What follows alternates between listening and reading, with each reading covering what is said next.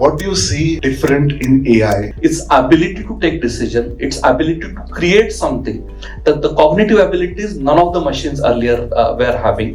What is personality rights? Right, your whole personality is a data. For as a content creator, it is definitely an opportunity for me. Watch them compete. I think I'll give a tough fight to them. Eventually, all those points with respect to relationships, with respect to empathy, with respect to having a human error is where I think I'll beat my own avatar. There are provisions where you can enforce it. If there is a misuse, अब damage कितना claim करना है उसके ऊपर आपका पैसा लगेगा. तो protection के लिए there is no money as of now because there is no provision to protect it as of now.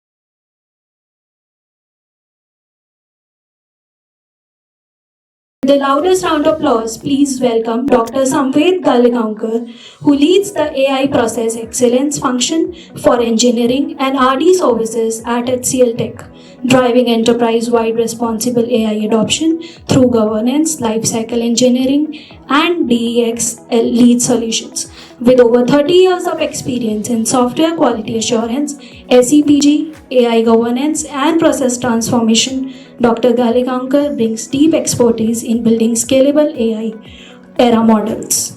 Please welcome Dr. Suneet Sabale.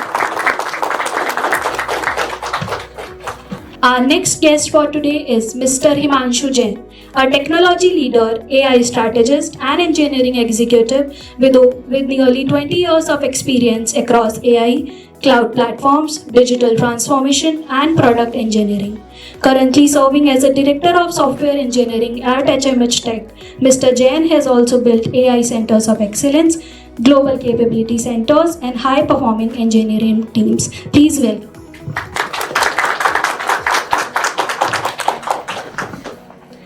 Our next speaker is Mr. Shrikant Khandelwal, a seasoned transformation and program leadership executive with over 18 years of global experience in digital transformation, enterprise AI deployment, technology governance, and business process leadership. Mr. Khandelwal is currently serving as a group program management digitalization and AI transformation leader at Forvia India.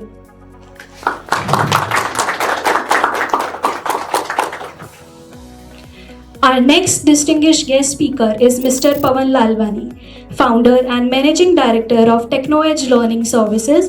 Mr. Lalwani is also a seasoned IT professional with over 15 years of experience in training and consulting, especially in business intelligence and IT tools. He has extensive knowledge and expertise across Microsoft, IBM, Google, and many other software. Mr. Lalwani is also a well-known speaker, mentor, trainer, and has a strong online presence on his YouTube channel.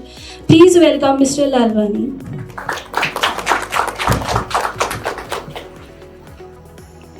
Our next guest is Mr. Pranav Asthana, Practice Head, Product Development at CS Tech AI, where he leads the development of next generation digital platforms and intelligent technology solutions. With over 13 years of experience in the software industry, he has worked across manufacturing, AEC, and GIS domains, driving innovations through product engineering and software development. Please welcome Mr. Asthana.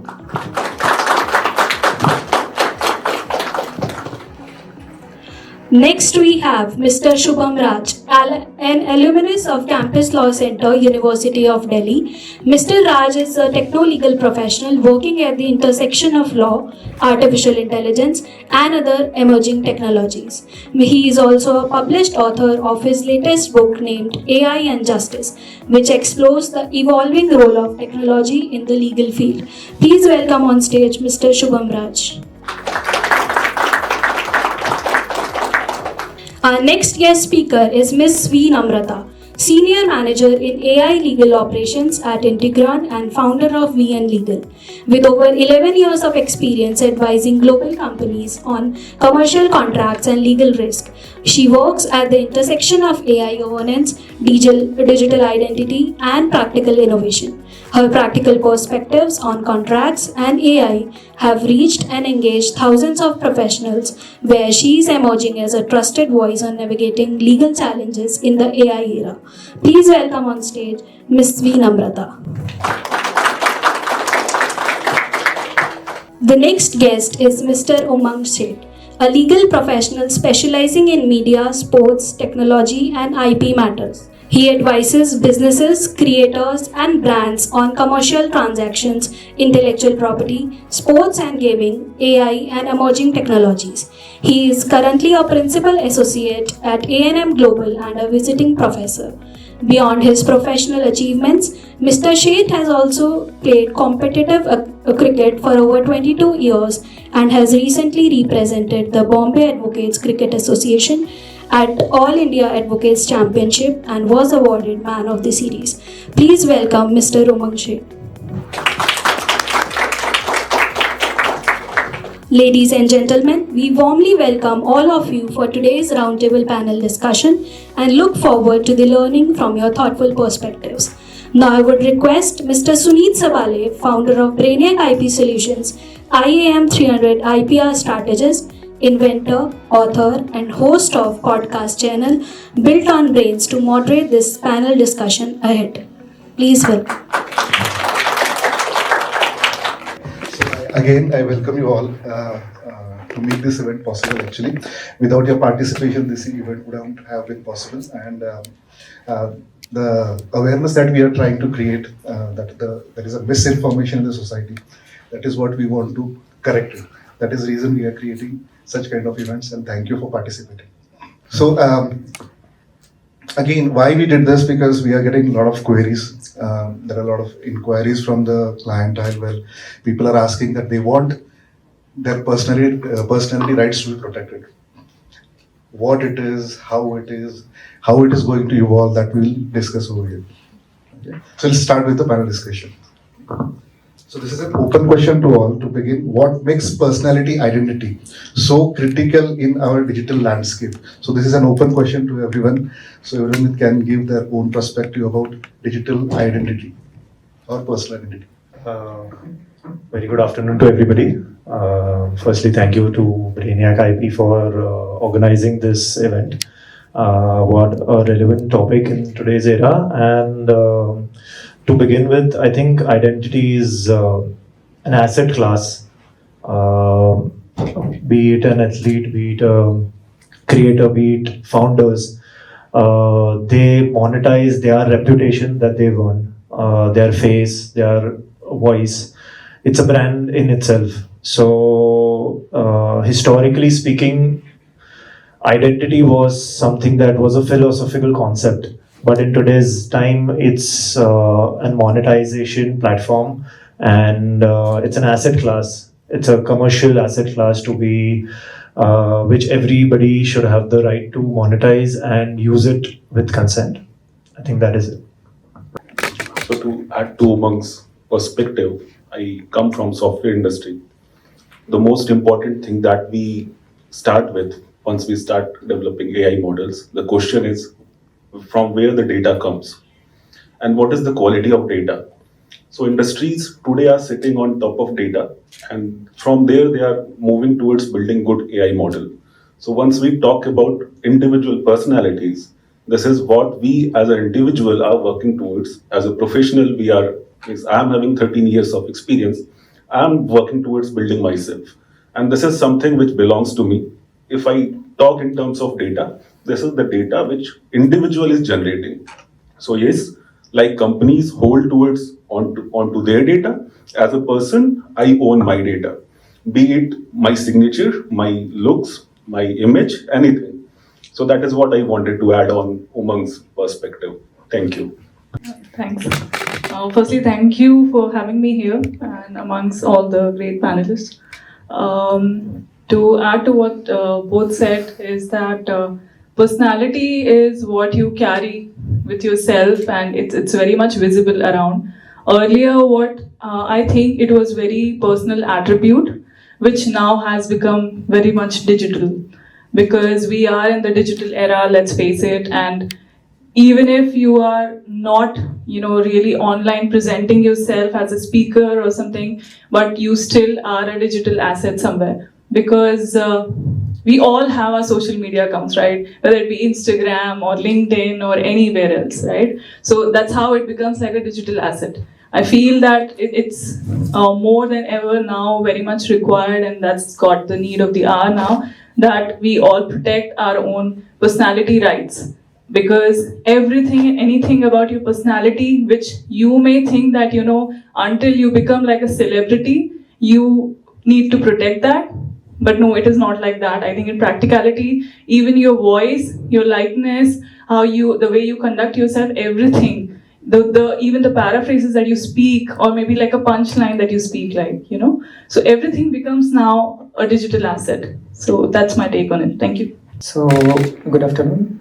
Thanks to Brainiac IP Solutions for having me here. It's a good opportunity, great opportunity to be with all of the speakers.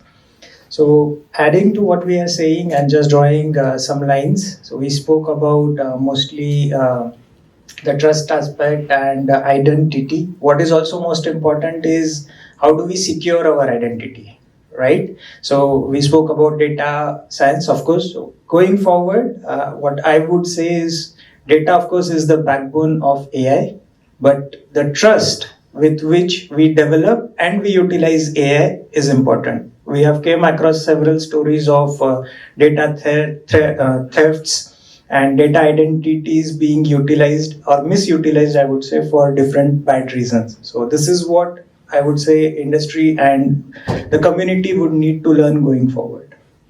Thank you so much, everyone, for coming here. Honored to be present in this esteemed coterie of like-minded individuals. So when I heard the question, the first thing that came to my mind was, why is all this confusion happening around this topic? Because there is no defined lexicon regarding what exactly personal identity or personal rights is, right? And because of a lack of statute, what is happening is that different courts are having the discretion of defining it in their own way, and which is leading to a lot of differences in how things are going forward. So the first thing that I would like to add is that there should be a basic lexicon that should be developed around what exactly is personal identity. So I was having my own original take on this. So I came across a very short phrase which I would like to just speak out here, is that what exactly do we mean by personal identity, right?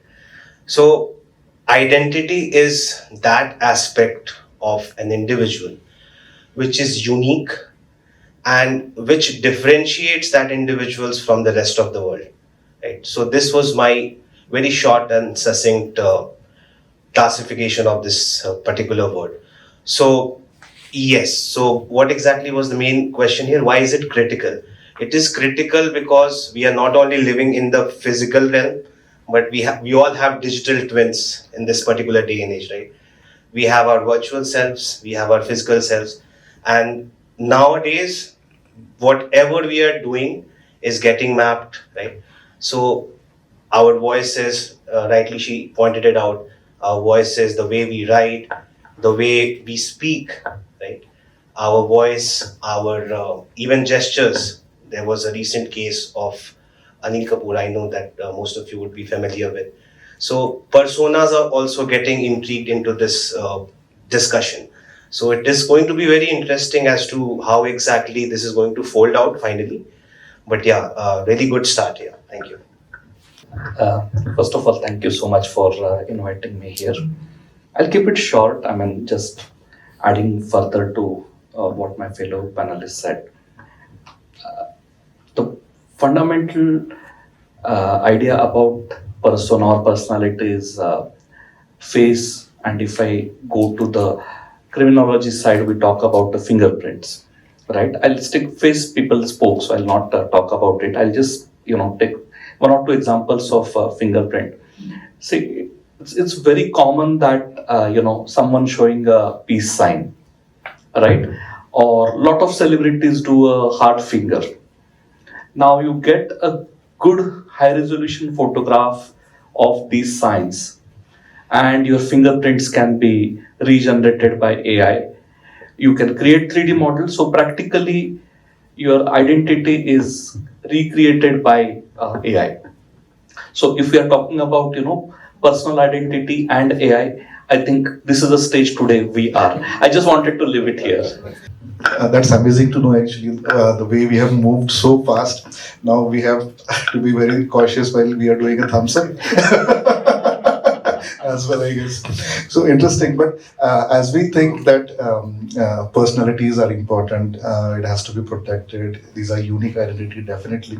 But this is not the age where it was been copied, right? There were mimicry artists earlier. They used to mimic. They used to have voices. There were duplicates of the actors, right? Now, because of AI, in the digital realm, it has become a little faster. And it has become a little threatening also. The way people are using it, it can be problematic. With this protecting an individual identity, is it really commercial valuable, or it's just a personal asset? So how do you see it? Is it having real personal commercial value out of it, or no? Means if I protect my identity, how I'm going to have the commercial valuation out of it? If I can start with this, everybody, he already gave an example of Anil Kapoor. If we hear the word Jackass, Right. who do we recognize it with? Or if we hear the word Bidu, who do we recognize it with?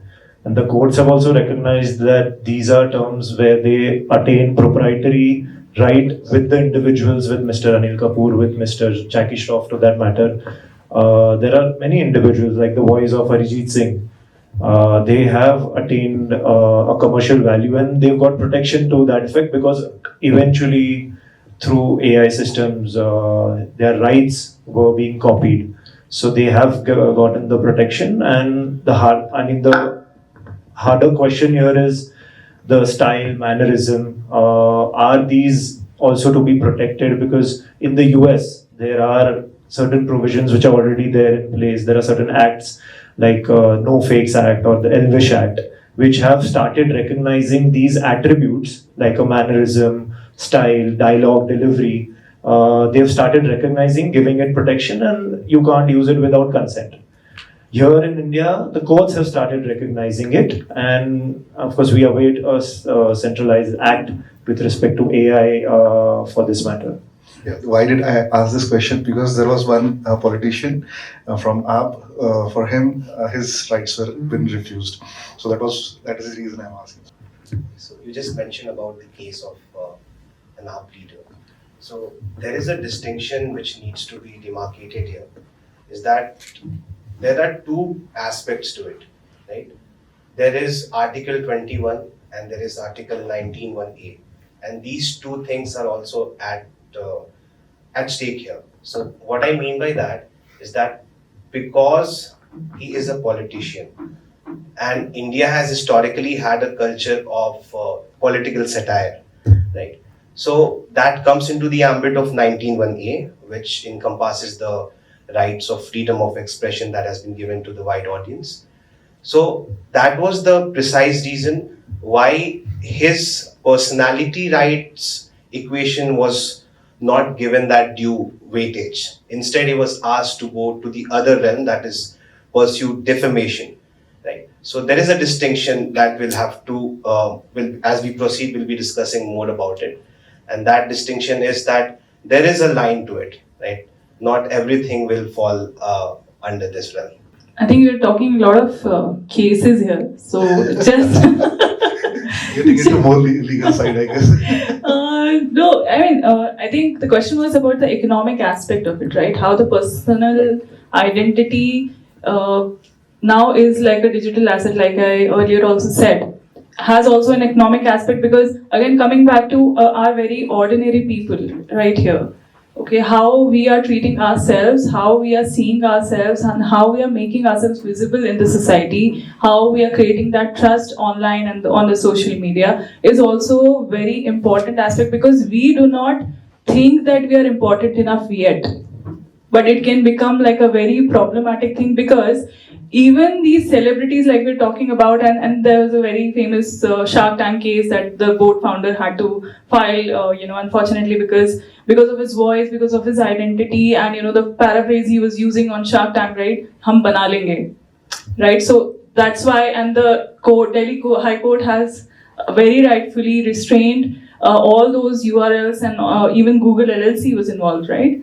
So these kind of things, when they're happening to celebrities, it's a very classic example that all of us right here who needs to kind of recalibrate if you're going online or on social media, because tomorrow there's nobody to protect us, right? So from a legal aspect, if I talk about as a lawyer, I think it's very important how we protect our legal rights and privacy, because data privacy, again, there can be data leakages, which in this AI era, let's face it again, and it's the reality, and it's becoming the harsher reality now, that data leakage is no longer, that we don't know about now, right? So it can happen from anywhere and everywhere we don't even know about, because we all, again, we are not technical people, right? Let's say he must be an engineer, somebody here can understand the aspect of it from the back end. But when I talk to my technical team, he tells me something and which I don't even understand. Then we have to look deeper into it and take a deeper dive into that and try and understand this is what the era we are living in. It can be fortunate, unfortunate, whatever we call it, but that has become our reality. So thanks. Just to add on the commercial aspect, so there are lots of commercial aspect, because every artist spent years to build that kind of a skill. They are earning because of they got that skill. Be a writer, be a producer, musician, anyone, right? They spend years to build that kind of identity for them to earn money and honor and kind of ownership on that particular thing. And then AI model clone it, right? And produce the same thing. So that is a commercial impact on that person's, right? Those identities. So yes, there's a lots of commercial impact. People may have more, some people may have less, but there is an impact. Anyone wants to? Yeah, so Please. there's a positive and negative both sides. I'm the live example. Okay. So I worked very hard for last 16 years, and I've recorded 11,000 videos till date without AI, pre-COVID. Great. So now after COVID, I don't get time to do that, right? So what I've done is I've created digital twins of that on my YouTube channel, and they are making sure that You're still there online. the brand, the trust, and in a day, like there are 3 videos, 2 videos keeps on going, and the content, the team is preparing. I don't even go and do the makeup. I don't keep this lightings and everything. It's going on. So that's a positive part. So I'm able to multiply. Your avatar has been created, right? Yeah. My avatar is already created. He has created it. That's the difference. So I make sure I multiply myself as many times as possible, because recording is very boring, very tough, very difficult. That's a positive part. Negative, it comes when someone takes your family photo, they can clone it. Someone can clone. So I'll tell you a funny scene in a serious way and both manner. When AI came and when my digital twin was prepared, I first went to my wife and said कि boss अगर कहीं पे भी पकड़ा गया मैं, अगर आपको लगता है तो ये ऐसा है. So मैं नहीं था. So now she understood that I don't have to react. Okay. So first she has to validate, verify, and then she'll come to the conclusion. So, but not everybody is so educated in terms of how this is done. There are many people who are getting fooled as well today, and because of this. So the negative part is financially someone can go in a loss. Positive part is someone can multiply. 70% of advertisements on TV of Shah Rukh Khan are AI clone. 70% today. Okay. So okay. all our voices are dubbed in AI, and now clients have become don't give human voice. I said क्यों उससे कम में आएगा नहीं वो बीमार पड़ गया कहीं चला गया तो what will I do? I want AI voice of that person again. Same. But then again, that's like an authorized thing that the consent must have been taken from that celebrity. Right? So that is another aspect that even when you are creating your own avatar, you are authorizing that person and only that person for that limited purpose for that particular project itself has to be used and nowhere else. So Modi ji के videos आते हैं अभी, right? Looking at the discussions what are ongoing, I mean, just a thought which struck to my mind is this could also be seen as an entrepreneurial opportunity. Why do we speak only IPs for celebrities? Can't we have that one value that we can make an IP and we can sell to others to make a more commercial value out of it? Just a thought to live with. Definitely, that is where we focus in this discussion towards actually. I think again, a brand when it has to be created, it takes a lot of time, I believe. I mean, I can tomorrow be a brand, but today what I am, I don't know yet. Because we don't know how important are we, like I earlier said as well. We have to make ourselves so important enough that now we are treating ourselves like a brand and we are protecting on the go, right? Not later on when something happens and then, we're taken aback by that. So, any other perspectives? Just because I covered only the threat part, I couldn't complete the other part, the multiplier which he said, because like the small thing, now the think about the people, those are not able to scale because of they don't have lots of infrastructure in place. Now using these kind of a technology, the scale become easy. So multiplier become easy. In that way, the commercial value also get increased. So both things are there. Right. So it's the use that defines whether it will bring value or you will lose value, I guess. So next question is to Dr. Samved actually. So you have 30 plus years of experience and something that you told was shocking. Just doing my thumbs up or just victory sign. My fingerprints can be copied. So what do you see different in AI in perspective of other technological evolutions that happened in past? Okay, we'll first talk about very fundamental definition of machine, and I'm reusing it from a famous quote. Okay, so machine is anything that lessens your effort and gives you the speed, right? So if we go back to very, very early era, I mean, we are living with machines for so long. I mean, hand tools probably, used by, in the ancient time, they were among the first machines, right? That point onwards, if we look at our journey, we talk about fire, we talk about wheel, we talk about steam engines, we talk about car factories, right? We are through and through, we are living with machines. So question is, why now, there is so much of fear and so much of doubts we are having, right? So I think one primary difference between the earlier era of machine and the AI is that AI can think, AI can take decisions, maybe taught, but it has the capability to think, to take decisions, to create something on its own, and many times even without human being in the loop. So that is one major difference. If we talk about what exactly defines human? I mean, probably I'm going little bit back to your original first question. Okay, so we have kind of 5 or 6 traits, right? We talk about physical personality, we talk about moral personality, we talk about our work profile, we talk about our cognitive abilities, we talk about our social personas, right? Put together these 5-6 different type of traits or groups define a human in general.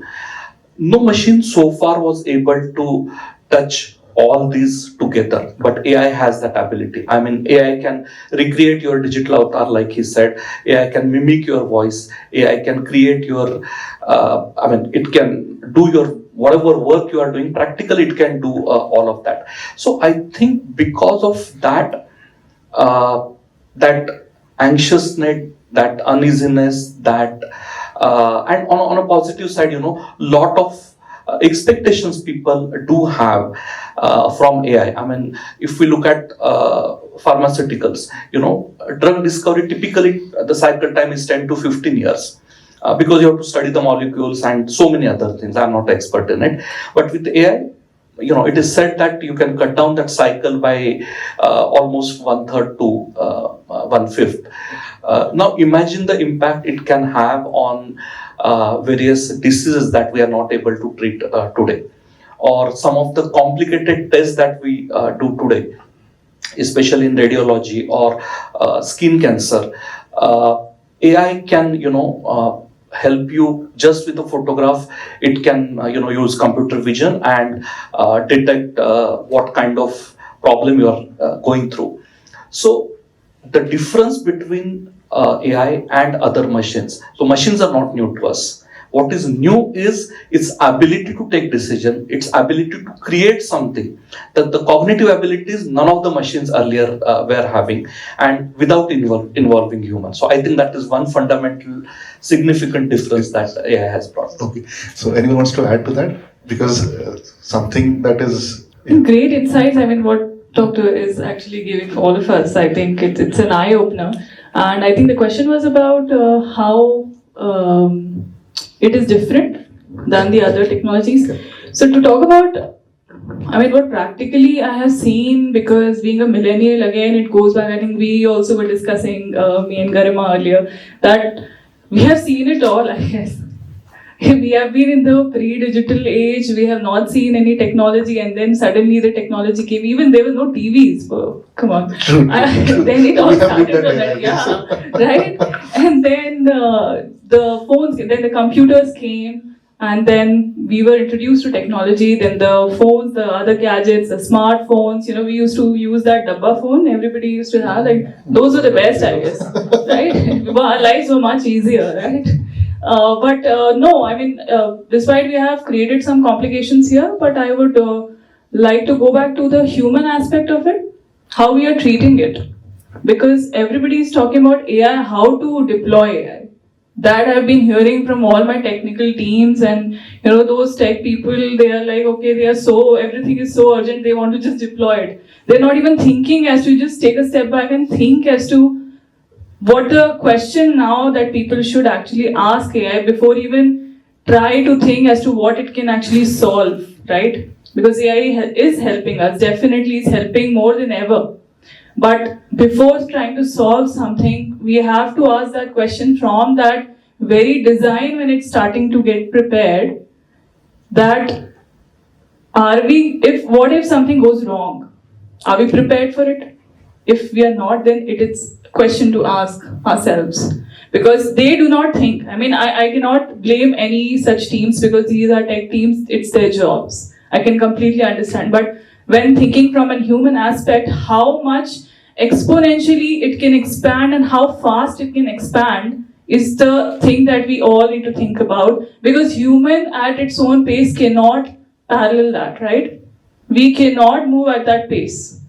Now there was also a case about Meta, Facebook, that they actually deployed an AI which started having a conversation with another AI, and they started creating its own language. Oh my God! So before that, people didn't. We all know, okay, chalo chat GPT mein hum ek question dal dete, we'll get an answer. हमारे daily routine में एक answer मिल जाएगा, right? We're only thinking on that level. So I think that levels, all those layers have to be well thought about, is what I would like to say. Thanks. Just one line, how it is different. So my 5 years old daughter knows what is ChatGPT Germany. My 75-year-old father also knows what is ChatGPT in Germany. So that is a thing, right? That is the technology which everyone is now at least know what it is. Most of the people, right? I have never seen this kind of a technology transformation in last 20 years where people, everyone who is not at all techie knows about how to use it or connect, or they're using day to day. So that is a difference, I believe. Okay, thank you.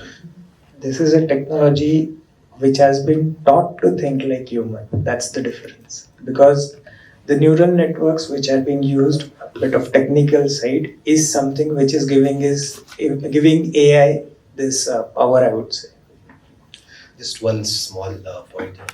So the first chatbot that was developed in 1966, it was named Elisa.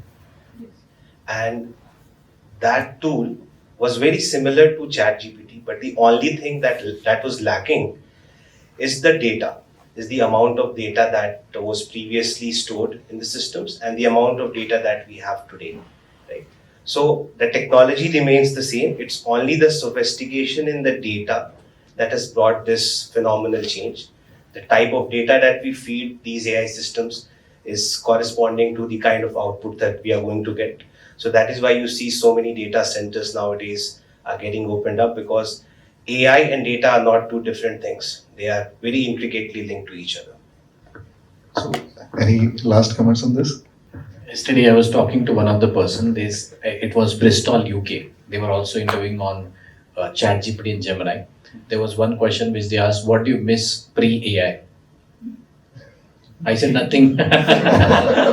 Why should I miss it when my work is getting double, triple faster, right? Exactly. Every technology which comes has plus and minus, definitely.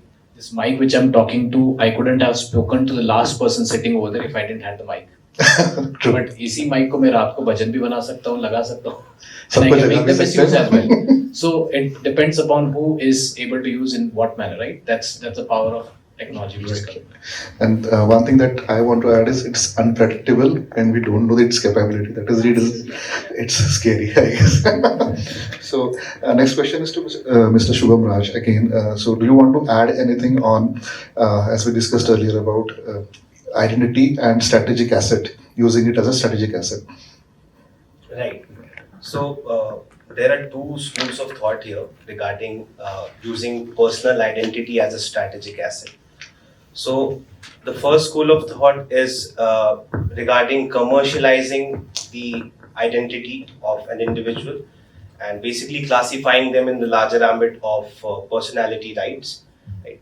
And then we go on commercializing it, like we ensure that the voice samples that we have, the gestures that we have, right? And these can be commoditized. So this is one aspect. And the second aspect to that is we are also undermining to a very large extent the capabilities of humans, right? I find throughout the globe, wherever I hear these discussions regarding AI, we tend to forget that we have had so many technological disruptions even earlier.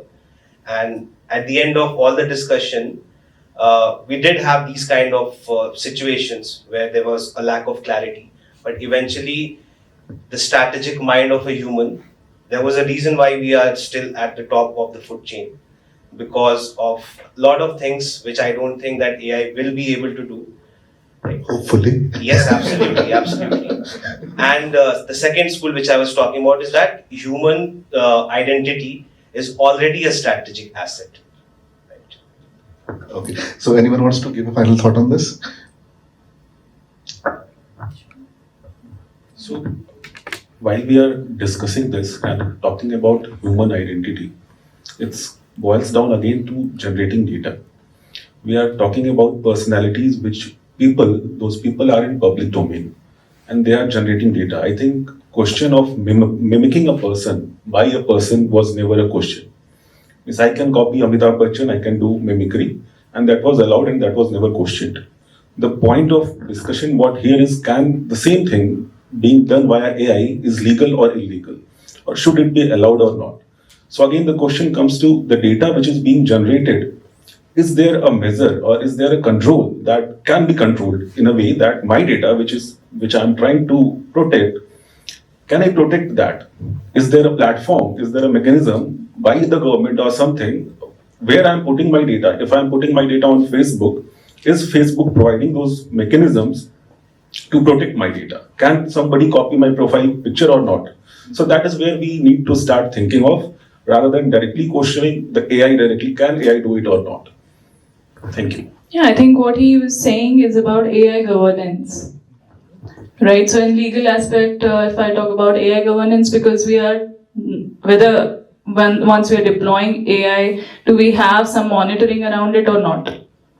Right, so anybody and everybody can just, input the data, they are putting whatever they want without thinking twice. I've even seen people putting out their own financial data into it. And then we don't know what will happen and where it is going, and tomorrow. Also, we are hearing a lot of news about this, the bank data has got leaked. Right? How is that happening? We don't even know how and where it is linked to a third party, right? So people don't think from a legal aspect when we think it's only about, okay, it's courts, it's okay, something like, we have to file a case or something, but no, it's not. It's from a very daily routine people, what they're doing with AI, that we have to think about. Even when we are working at a workplace, we know that there is AI governance, but we don't know. When I talk about, okay, there's also an aspect about ethics by design, wherein we deploy the AI, when we create the AI, we have to have some design around it, right? So the ethics principles have to be, fed into it from the very start, when the AI is actually, or the platform is getting created at the very beginning. But who is actually building it? Poor tech guy, who doesn't even know about what ethics principle might be, or maybe just, a set of principles might have been just given to him just from, Googling it, or he might be himself doing it.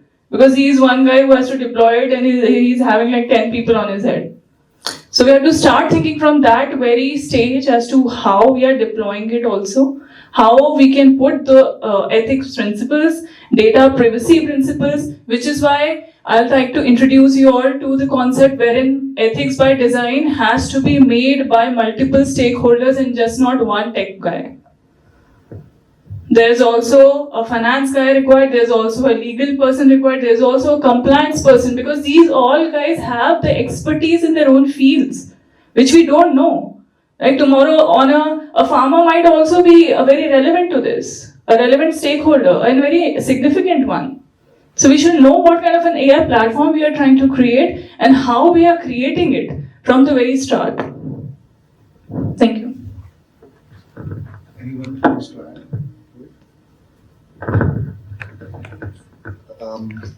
Thanks for the inputs actually. So now as we are talking about personality, identity and everything, what is personality rights? What do you understand by it? And just one word, personality rights. Personality rights, like I earlier said as well, from a legal aspect, if I talk about it, it's also, earlier there is some data that's flowing around. Similarly, you have also become a data now, right? Your whole personality is a data. What you're feeding onto your AI is your data. And it's very specific to you, which sometimes I've even seen people talking like, they are speaking to a very secret agent. They're giving everything to that person, the family even doesn't know about. That is the personality, those are the traits that you are actually, somewhere secretively leaking out and without even knowing about it. That is a dangerous thing. AI is very powerful. I must say it is highly transformative, as the earlier insights we have actually seen, right? But how the usage is happening, how the data privacy is happening, is a very important aspect that everybody should start thinking about. It's not just we lawyers that we should.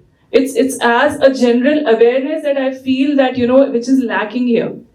People don't even know about things. That, how that data is getting processed. We don't even know where the data processor is sitting. Now I'm talking about a legal jargon here. But in a layman's aspect, when I actually explain it to a business guy, he then starts understanding, oh, ये भी होता है. ये तो हमें नहीं पता था, हमने deploy कर दिया. आपने deploy कर दिया, अब वो काम कर रहा है, अब आप उसे रोक नहीं सकते. Even when we're talking to our clients, right? You might be having businesses, you might be having your own clients.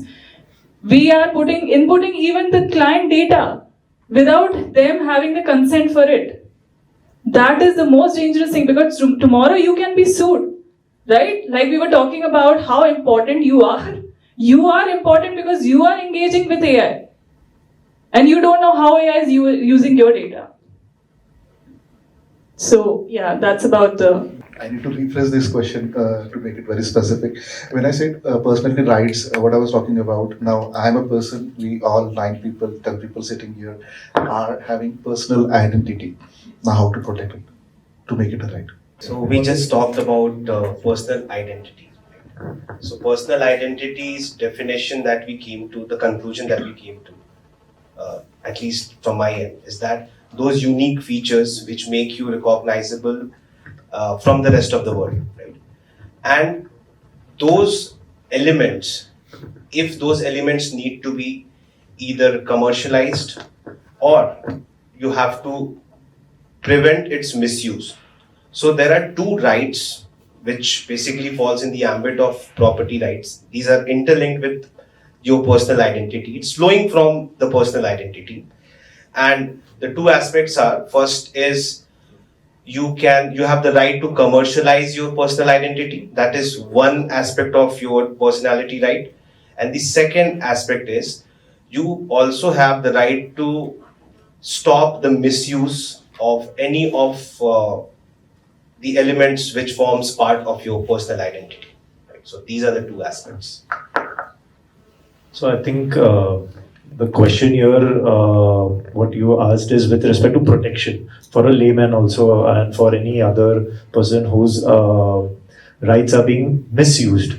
Still not misused. Still not misused, then how can they protect them? So if they are misused and are currently being wrongfully used without consent, if I can say. So and to businesses also, where the law actually provides for certain guidelines.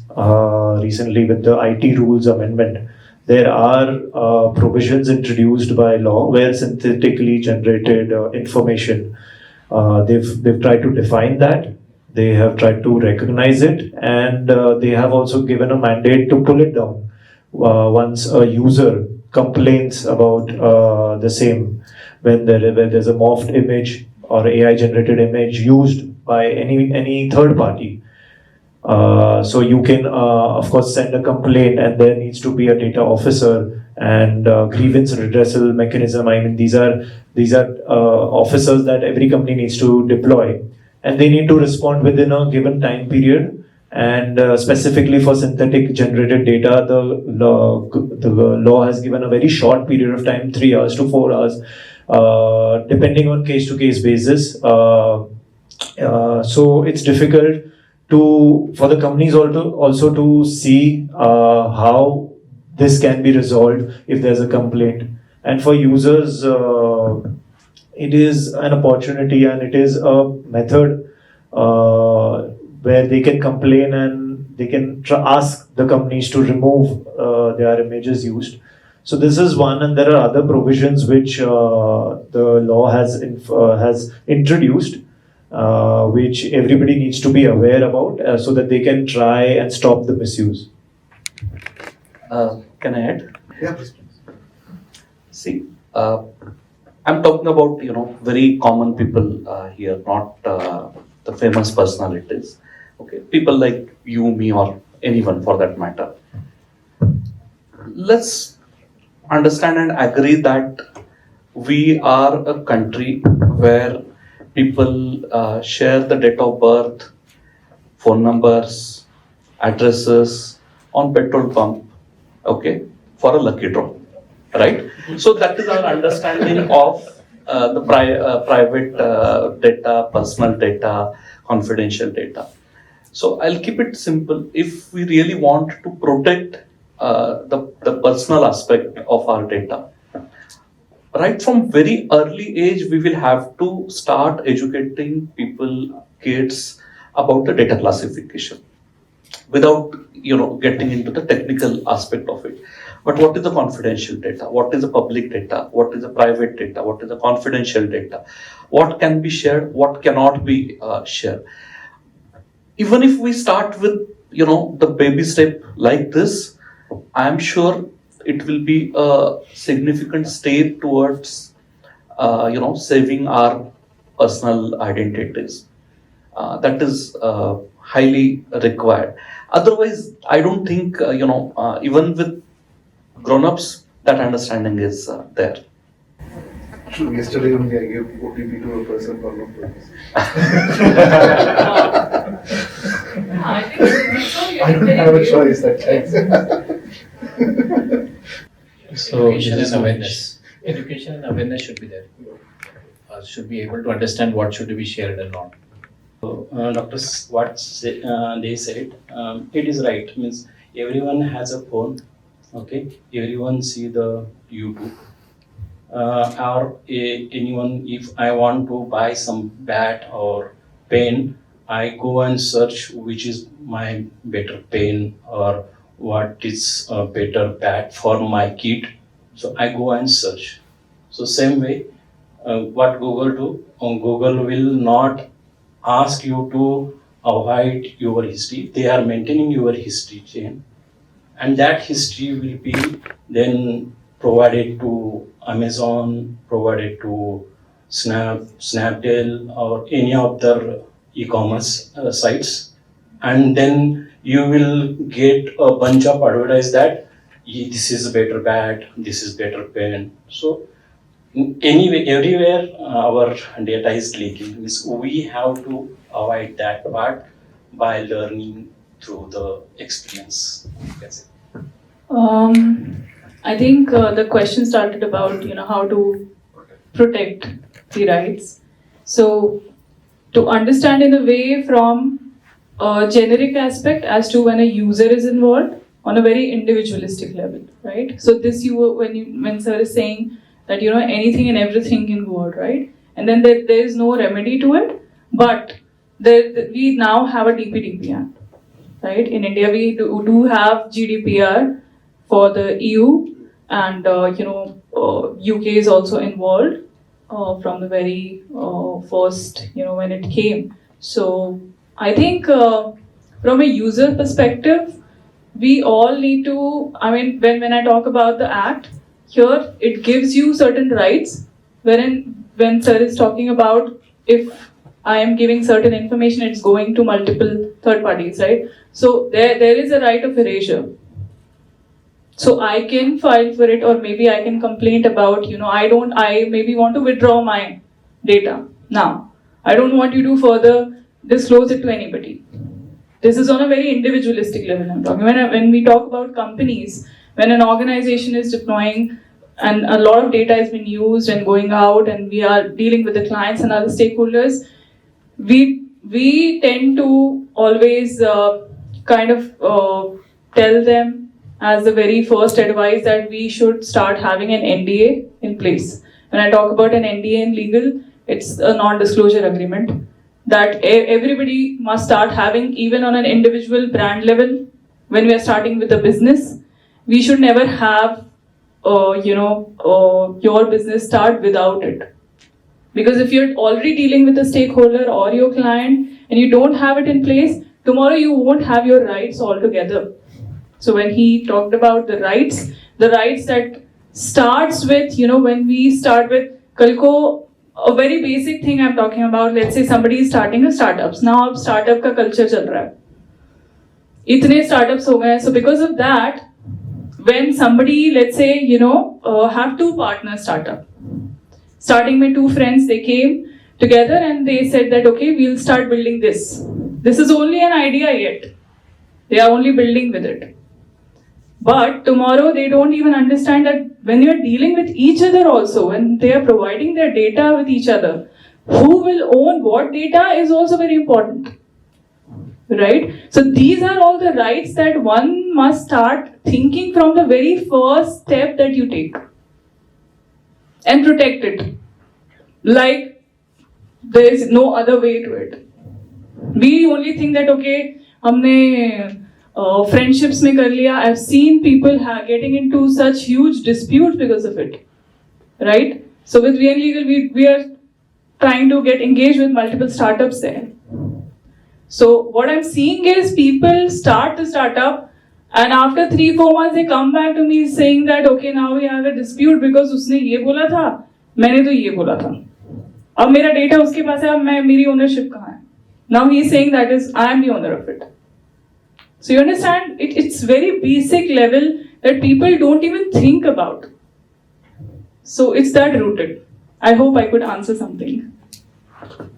One thing we'll do, we'll take all the questions at the end so that we can finish all the topics. So will that be okay with the audience? Okay, thank you. So thank you everyone for answering this question. But is it a little confusing that we still not clear that what we can do to protect our data, right? We cannot do it right away. There is no provision for it. I think so. NDAs, yes, definitely can work. But when I search for a product on Google, my Instagram shows the same product. Shocking. It's the algorithm. I mean, Data is gone. but exactly. So I think Data is gone. some confusion with respect to there are measures basically to just sum it up everything basically as she mentioned about the DPDP Act. So there's an option to and now it's a compliance for every company to procure consent. So read the terms and conditions. That's what we don't do. So while you surf on Amazon and you search on anything, but while you initially made the account, they made you sign terms and conditions, and that includes that you are allowing us to use your data. Okay, so these are big companies. They will not at the outset use your data without your permission, but from where do they take permission is our laziness. Yeah. Somewhere. Right. So they keep on updating their terms and conditions. So Amazon is working before AI generation. So it updated not to quote Amazon, it is for every company who updates their terms and conditions, and they've included with respect to that by signing up these terms and conditions, you allow us to collect your data, process your data, transfer your data. And unfortunately, we don't have a point where we can review and give them a markup on the terms and conditions, right?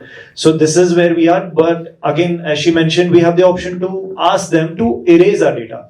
So if you all have seen the recent amendments of how whenever you go on a website, they ask you that we are going to use a cookie to understand. So it's reject all, or it's only take necessary data, or take all my data. So it's giving you that option. Where did that option came from is where the law enforcements have started taking actions, and there are these provisions where you need to take consent. Right. So this is the way in which they are taking consent. You reject your consent, your data will not go. Unfortunately, it's everywhere in the market. A very small step, start asking them to erase your data. It may happen, it may not happen. That's a different aspect. From your end, you can ask them to erase your data whenever you have stopped your association with that company, for example. If you are no longer using anything which is associated for hypothetically with Amazon, please ask them to erase your data, and it is now up to them to erase it, right? So that is kind of a protection. So consent, erasure, all these are in place. So that is how we can use it. Just to add one more point here. So I was going through the DPDP rules recently, which has been published. So the concept of data erasure, there is a time limit of 90 days. So let's say if we want our data to be erased from a particular place or updated, right? Then we can directly approach the data. What exactly is the board's name? Data Privacy Board, Data Privacy or DP, right? We can directly approach them, and we can just state that this is the issue that we are having. And there's also an appellate tribunal also, which is the telecom authority, right? So there is a mechanism that is in place. And just to add one more thing, so I was also digging through the terms of services of all these AI giants, and I found a very intriguing thing there. So by default, what is happening is that we have given the consent to these giants so that they can use all the outputs, all the prompts that we are ingesting for their training and research purposes.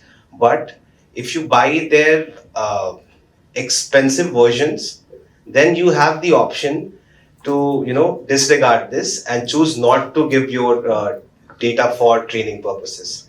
Right. So basically, what they're trying to do is they're somehow making this thing inaccessible for the larger audience. But I think when DPDP Act will be in full force, so there is a concept of data minimization, right?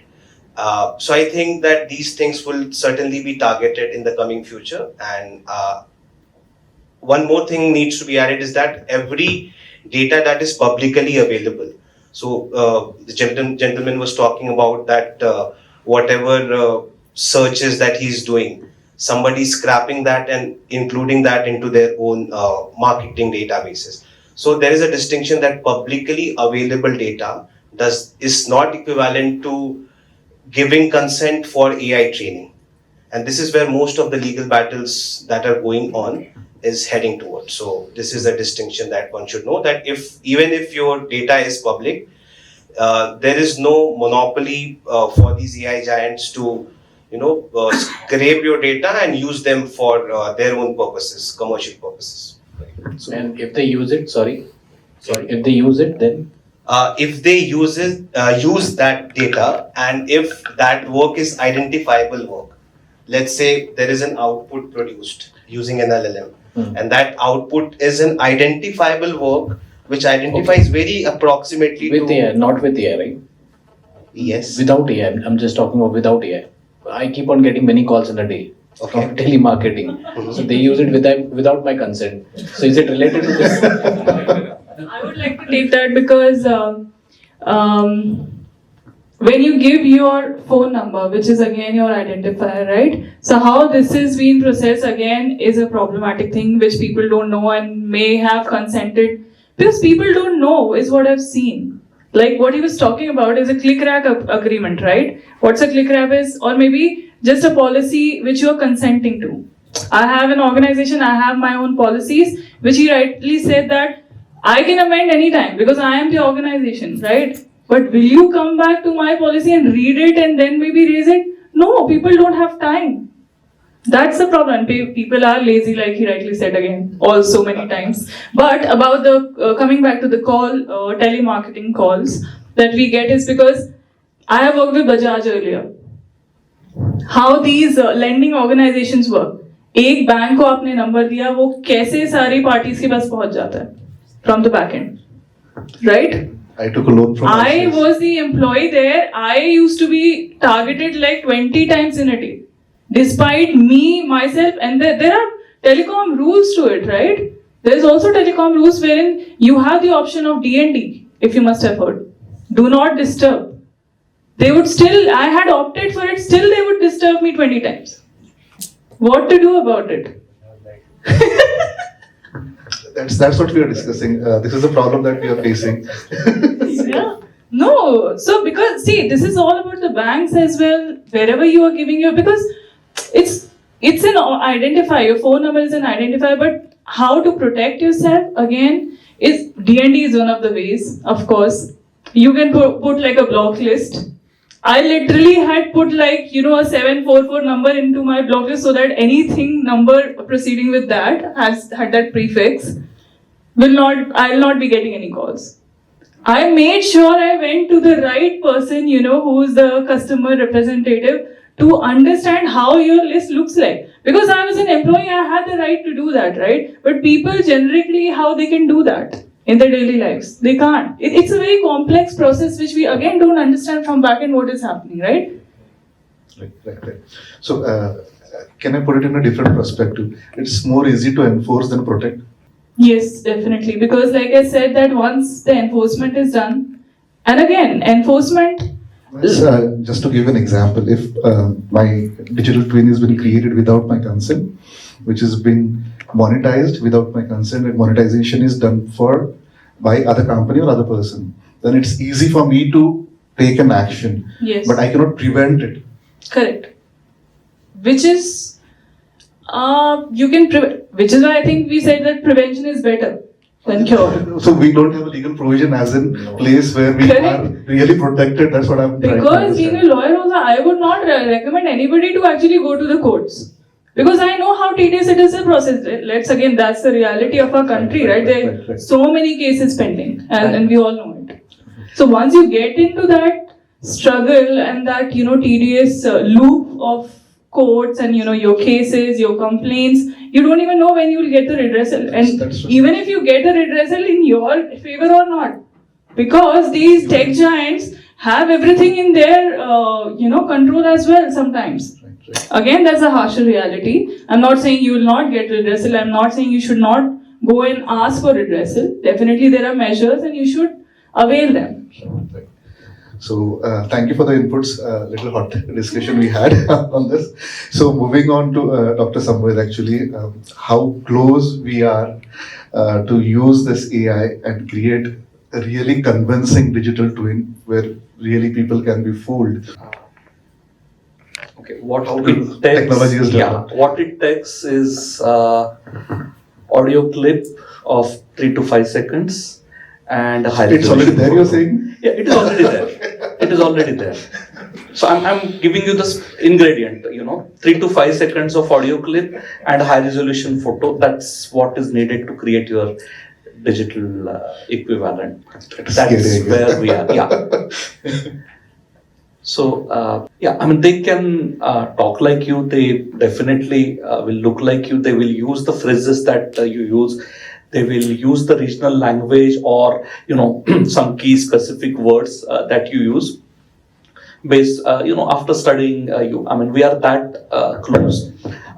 See, practically speaking, if I want to, let's say, bring Raj Kapoor and Ranbir Kapoor in one film, I can do it because I already have everything that Raj Kapoor had done, right? So I can create his digital twin, and I can work along with Ranbir Kapoor, and I can put them together. So it is not difficult at all. You want to add anything on that part?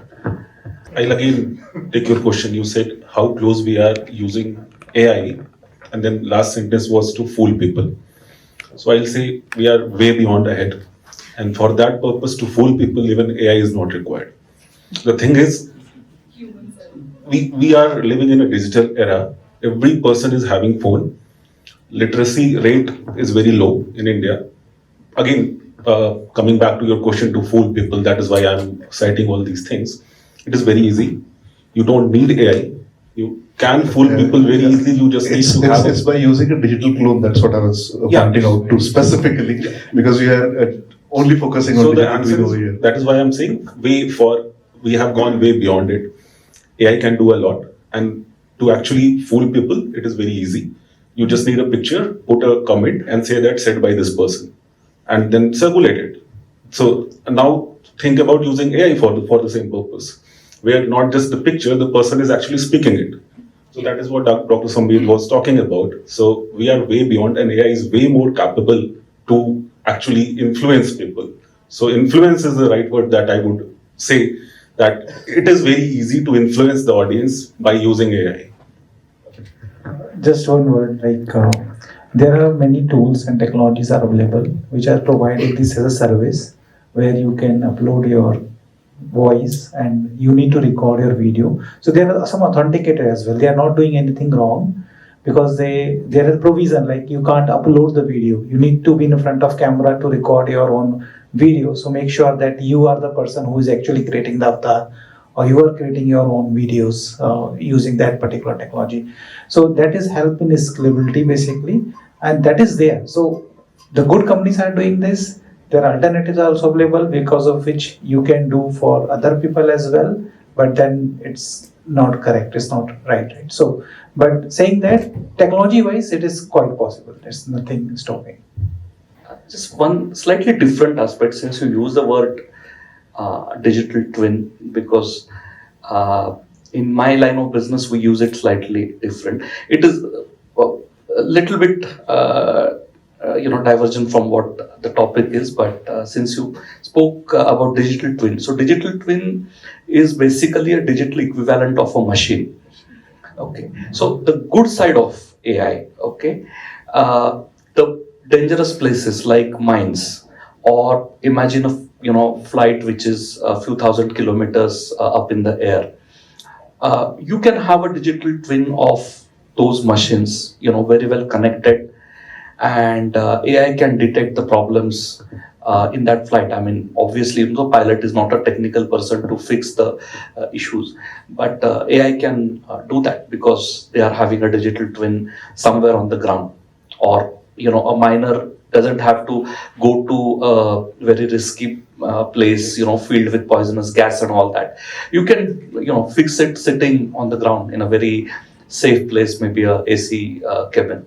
So that's the other side of the More story. technical part. Yeah. There is anyways advantage also. So of a digital twin facility that AI provides, you can make it think like any of the person. So I can put it and say, okay, think like a program manager. I can put it and say, think like a purchaser, and it will give you the answer which would be closer to this person. And this is something which also helps, by the way, to speed up the technological development. So, Just one last point to add to this. So, we certainly have a clarity regarding the fact that technologically it's possible and it's being done on a larger scale. What is left from the governance point of view here is that, let's say, if the ethical usage of these technologies are being done, perfectly fine, no issues there. But what about those situations where deepfake videos and some lascivious images are being generated using these technologies? So that is, I think, something where the line has to be drawn. So my take on this is that the judicial and administrative setup, which has the duty to ensure that such things do not cause the harm to the common citizens, that has to, that has to be fast. There is no other option that we have. Otherwise, we are looking at an actual problem here. want to add to it? Lawyers, please. How well prepared we are to enforce our rights actually. Is our laws well equipped to expedite this process? Can a common person approach, and will he be get justice? Because why even after doing do not disturb, still we are getting calls. That's a very small part of it, but how I see is how to enforce it. Again, it goes like very differently in various different sectors. How it is applied, how it is enforced, how we can protect ourselves and our rights. And like I said that earlier, they're talking about the digital twins. It is very convincingly possible to create a replica of you, right? So and I'll start from the age when we got Photoshop. Wasn't it there? Even before AI, it was there. Were we giving our own pictures? Yes, we were giving. We never stopped, right? So because of this, already the complexities got created. Right? We did not think, we only were thinking on the benefits that we were getting. Definitely there is always a benefit attached, but there is also a con attached to anything and everything in this world, in this whole universe, I think. So people, it's only about the awareness that from which you are operating with it, or maybe the usage of it and how you are using it and how you're treating it for yourselves. I would not suggest to go blind and do whatever you can do with my digital twin. Should not be done, right? There has to be some restraints that has to be put, some restrictions at the very first stage when you are entering with it.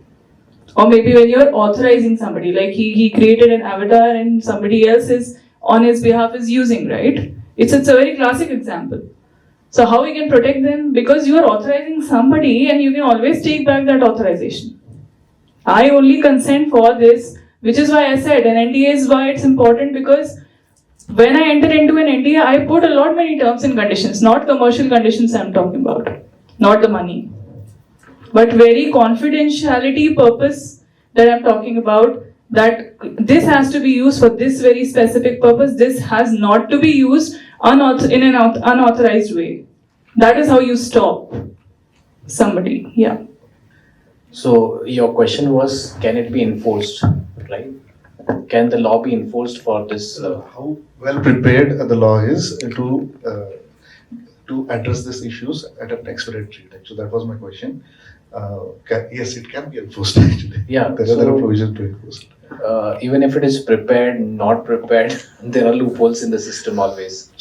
That we can take it separately actually. There will always be loopholes. I'm not saying that loopholes are not there in AI. There is also loopholes in AI, which is why we are having this discussion, right? No, I'm talking about system, not AI. Even in the system, I'm saying anything that gets Anything introduced in the system, in the society. We all are part of society, right? We are talking about human and AI. Let's get back to that topic. So where we started. How our personality, how our personal rights can be preserved and protected, right? So definitely we do have the DPDP like we talked about earlier. We do have those rules and regulations in place. We don't know how to use them correctly. I would say somewhere we are also at fault. I would say somewhere also the system is at fault. Definitely that is it, because we all are part of, yes, we all are a part of that society, right? How well we are making that society better is up to the human, and that is where I would say AI cannot do something. So even AI is like what we are. It's a Because it's all based on trust, right? It's all based on trust. Trust we are creating with AI, right? Or AI, we are just trusting it, and then it's also again becoming a part of the society somewhere, right? So it's not, definitely the DPDP is there, but I would say, are we well prepared? No, we are not. Is my very straight answer to that. Because in terms of we are getting there, I would say, because we do have our constitutional rights, we do have Article 21 under right to life. There's a lot many things covered under that category. But like I was talking earlier about Aman Gupta's case, right? So what happened is his voice, his likeness, his personality rights is his personal right? But that is getting used because he has now become a public figure. Now people think that they can use in any way, make memes out of it, defame him or do whatever. Similarly. Can I have a little bit? Please, sir. We study a lot about EU AI Act. I'll keep it specific to AI, and I'm not talking as not at all as a legal expert, because there are right kind of guys here. So we study a lot of AI acts across globe as a part of our work. Primarily, there are two ways world looks at it. Okay, for our simplicity, one we will call the EU way, the European Union way. Another one we will call it as the American way. European way, because Europe is always a normative power. Okay, they decide the norms for the world. They decide the laws. They decide the standard. Right? You take ISO. ISO is discovered or formed in Europe. So Europe is a normative society or normative power. They are the first one who came up with the GDPR, and it is very, very strictly followed in Europe. Every individual more or less is aware about what GDPR rights are. We spoke about cookies, acceptance and not. Very simple example. In India, I get an option, as someone rightly mentioned, to accept, reject and all that. In Europe, for the same website, even if I say accept or limited acceptance I give, I get a list of people or companies to whom my data is reaching.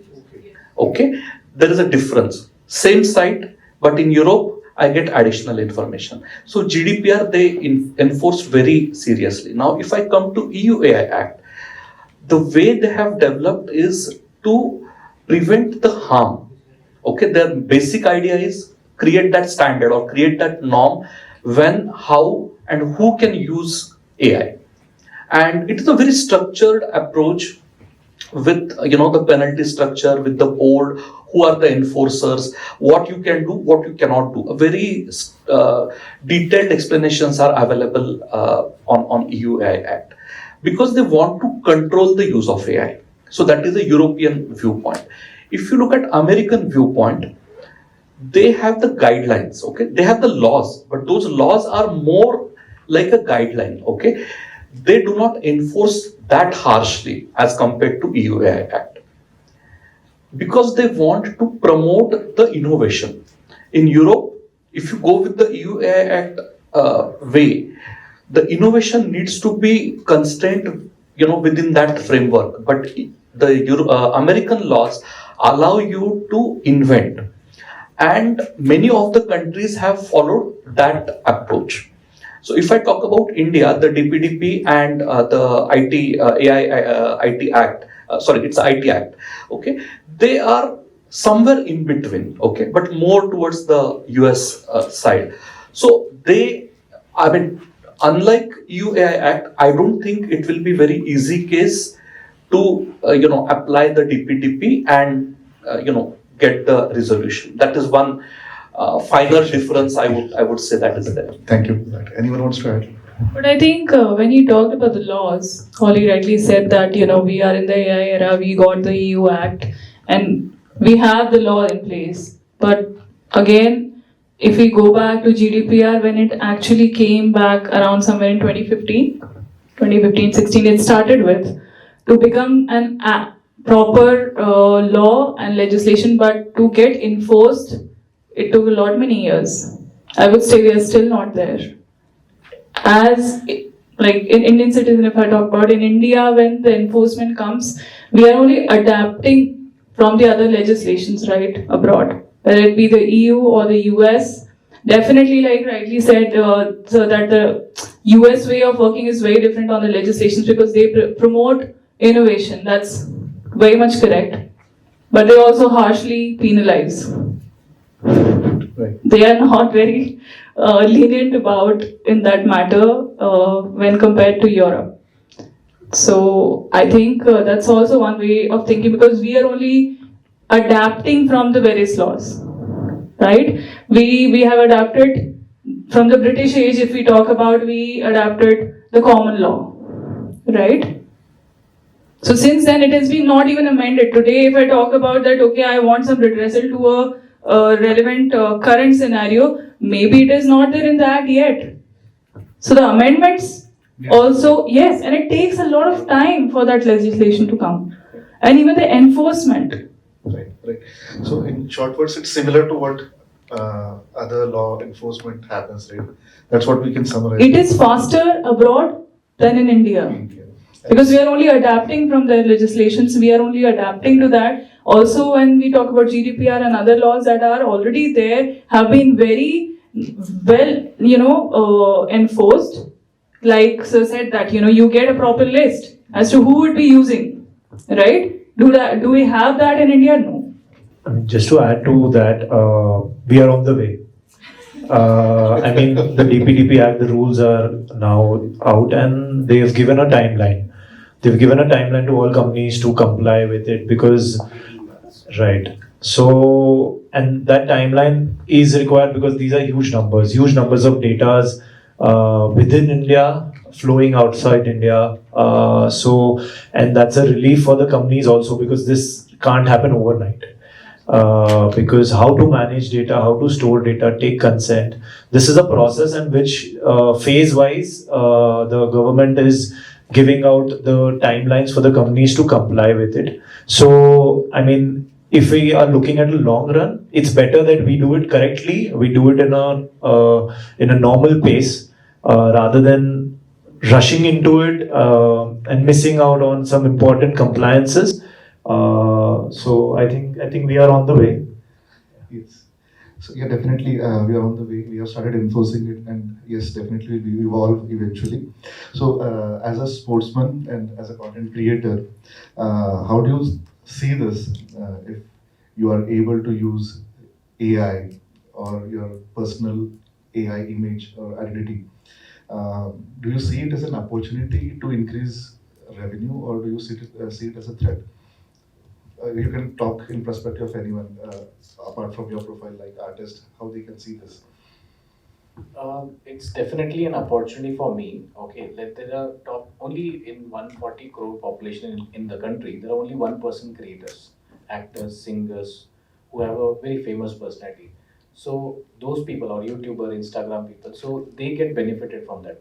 99% people obviously have been fooled by taking their bank account numbers or scaring their family members. So I think that is what I see. So for as a content creator, it is definitely an opportunity for me. As I said, it takes in if I record for 8 hours, I only get an output of 60 minutes. 8 hours. Cut होता है, replay होगा, उसके बाद में makeup होगा, उसके बाद बहुत कुछ होता है. Future I do not know, but what I'm trying to say is it's good. At the same time, it's good for content creators, for which you said the celebrities. As I said, Shah Rukh Khan, they have 70% advertisements with AI. Still they're getting money. Still they're getting, and they don't come outside their home. That's what is happening. But to reach there, you have to work hard. So it looks easy, it sounds easy, but to reach there, they have worked hard. They have done a lot of work, and then the trust is something which they have acquired. So that is what. So, if we can just step aside from the celebrity aspect, I think what he mentioned and what we want to know here is whether non-celebrities can also protect their right. Earn from it. Earn from it. So I think if I can remember, there's a cardiac surgeon also who was involved in a case where his attributes, his image and his face was used over some Facebook websites where they were prescribing medicines, giving health advices, and on his name, on his attributes, using his attributes. So he in fact secured an order in favor of him. Stop the Facebook websites doing such activity. Similarly, there was a senior advocate also, Mr. Pava. His attributes were also used by certain groups giving out investment advices. So he also secured a favorable order in favor where he protected his attributes. And why this is important, coming to the question, is because it's his right. So there's an exclusivity with respect to intellectual property, right? Intellectual property is supposed to be exclusive in nature. Okay. Similarly, his personality rights, which are supposed to be exclusive. My right cannot be with you by the inherent nature of that. So by stopping the others, it is only his right to monetize it, and if he wants to give consent, he can do that and give a license to that effect, and then other parties can use it. But at the outset, it is his exclusive right, and that's how non-celebrity people have also secured their personality rights, and that's how they can effectively monetize it. Definitely. So let's say, do you know Tamil? No. Do you know Chinese? Chinese? Ni hao. That's it. So when I was recording this content, so when I spoke English, when I started speaking English, good English, I was able to teach to 40 countries in the world. When I was knowing Hindi, I was talking only to India, few parts of the country. Now same video, if I can dub without knowing any Chinese, anything, and any person who is non-celebrity he desires to speak in English, let's say he desires to speak in Chinese or Japanese, that is possible with the help of a non-celebrity person.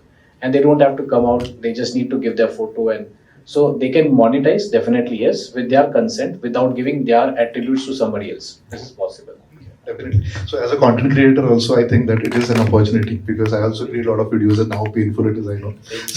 If I have a person to do it who can be on screen without me being on screen, definitely I could reach more people. So that is my take, I can say. And with consent, it's always with consent, right? So great. So now, to the technical team, we have question. How close or what is the difference that is left when we compare ourselves with AI or our digital avatar or personality that is being created by AI?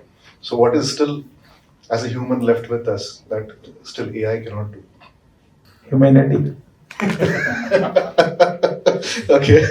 So ethics, because AI is basically yes for everything. If it is wrong, if you ask, am I going right direction? It will always say yes, you are right. So ethics, humanity, understanding about the people feelings are still with the human. So if we keep these things with us with AI, I think that is a way to use AI. I think empathy, that's one big plus. Technically speaking, AI can pass empathy test.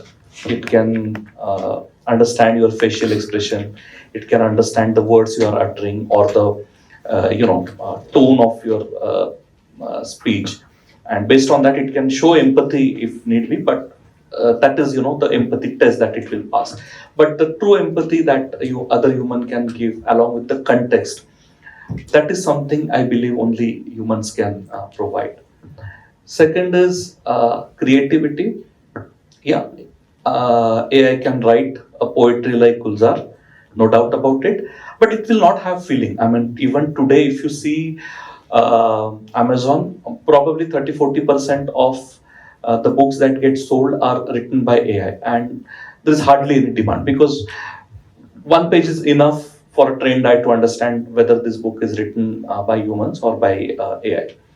So it will not have the creativity. See, technically AI regenerates from some other content, right? It cannot create something original. So that creativity, and the creativity normally comes with some imperfection and some vulnerability that AI cannot recreate. So now we think, so when I make a mistake, I am a little proud. that- Yes, you are a human. Yeah, Right, you're human. yeah. And the relationship, I think that is not something easily replaceable by AI or AI based robot. I think, we can accept the technology and we must incorporate it. But I think inspiration can be taken when you're referring to certain poems or for that matter, a story. So inspiration can be taken, but a human touch to that, a human brain to that, to work on it, that's very important, and that's how it will give you an original side. You can have your flaws. Every every writer will have their own way of writing, as you mentioned, and that the AI system may or may not give it to you. So inspiration and using technology in a fair way, in a way that it can help you minimize your work. Minimize in the sense it can smartly work with you, but not above you, not control you. I would say another situations to add is leadership, and of course, when it comes, as sir was mentioning, it reads patterns which it is taught, right? So what will it do when you are in ambiguous situation? So those are the things when AI may not help, but a human brain can work far more better than AI. I think what I would like to add here is about the human instincts. The instincts that we think only humans can have, because I think I earlier also said that with AI, where I can feel the threat is because when there is no judgment, the right judgment that only humans can have. AI, I've seen, starts praising you in a manner as if your own family has never done that. Okay. And then suddenly you feel it on top of the world, okay, I've made this and that and I've achieved so much. But this is only a very generic scenario. Until there, it is fine. Sometimes I even tell it that, okay, you don't praise me, you be as ruthless and brutal. I don't want your praises. Then it starts giving different type of results. That is amazing, and that I get awestruck sometimes, and that is dangerous as well, because also I would like to highlight a point that because it has also created some dangerous outputs wherein people have asked questions like suicides. It gives you false promises, which I don't know, if a human doesn't have a good judgment, I think that is the very much required thing here, because when we apply our minds to it, when we apply as to this is the answer, this is what I'm getting, is it real or not? Is it really possible or not? Should I apply my mind to it, whether I should do this or not? That is the judgment that I would say that we should think about. I would like to add, the question was what AI cannot do. So I'll go to the basics of AI. AI is, you might all have heard a term called neural network. And the irony is the terminology came from our own body, the neurons. The way we operate is based upon neurons. We get reactions based upon neurons. Neurons, millions, trillions, I don't know the numbers, but they are acting in our body. And based upon that, the signal is getting created and we are reacting. So the question of what AI cannot do is, the answer is what we don't want to, right? The moment we start training it the way we want. Say, right now we are seeing autonomous cars. We are saying that it is not that good. Somewhere it is good. In India, it will not work. In China, it may not work. So that kind of question is coming. But the answer is how much we train it. The moment we start training autonomous cars, it is a matter of time that in India also, on streets also, we are going to see autonomous cars. The moment we start training a model by attaching it to a human body, attach sensors, the way I act, means you might have seen videos of that. Multiple sensors are attached to a human's brain or the temporal surface, and the reaction is getting captured. People are able to read the mind, how different images, red, yellow, green, just I'm talking about the image, how it is forming, and AI or the machine is understanding how I'm reacting. So what AI can do, the answer is what we want to.